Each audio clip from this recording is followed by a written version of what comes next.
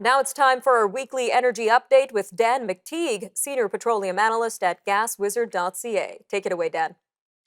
Well, thank you for that, Nima. And I'm joined today in my little 2012 Ford Escape, my little vehicle, which compared to last June, I'm probably saving somewhere in the order of about $35 on a tank full for this little car.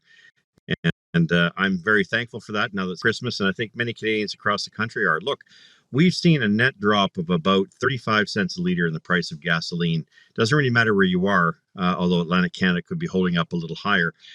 That's mostly because of really markets in complete mode, completely ignoring fundamentals and completely, believing that the world is coming to an end as far as, economic viability is concerned. These numbers look a whole lot more like they believe there's a recession.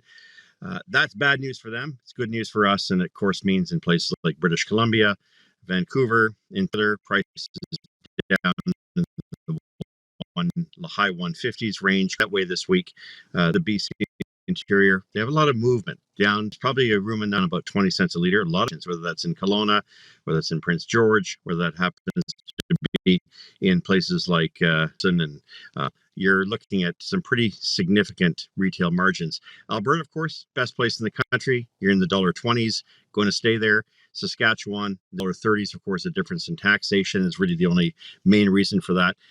Manitoba, disturbingly and surprisingly, still in the high 150s, early 160s.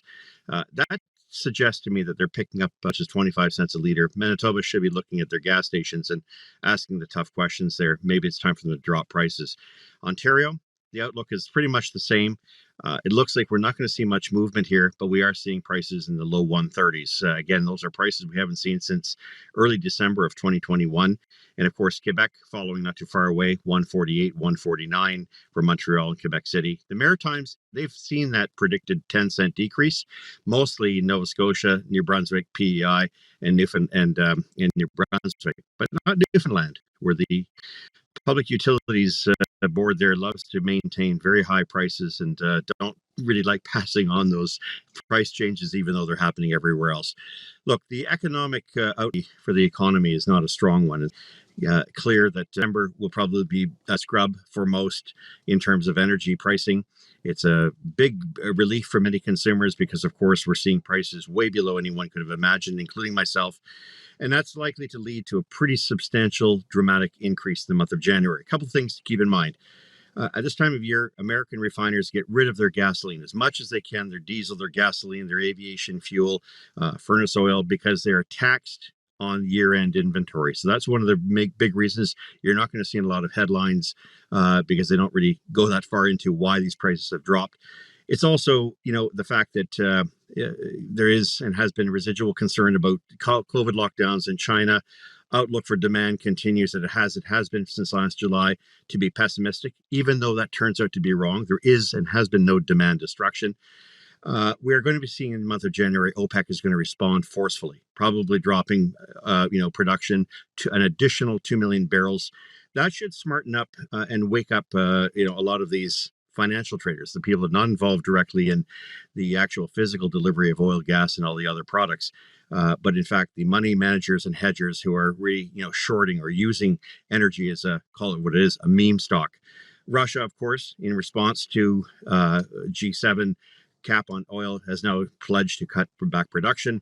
All this really means that we're going to be very quiet, very comfortable, and very helpful. But if I were a betting person, or I'm trying to save up some money to meet those massive grocery prices, many of them driven high by high energy costs, including the federal government's determination to drive them even higher with not just one but two carbon taxes, regulations on our pipelines, I would want to make sure I save up some money because January is going to see a bit of a turnaround. I expect that come the early part of 2023, the first quarter anyways, we're looking at probably a net increase of 15 to 20 cents a liter for gasoline. And note that diesel isn't moving that much. That's because it's in very short supply.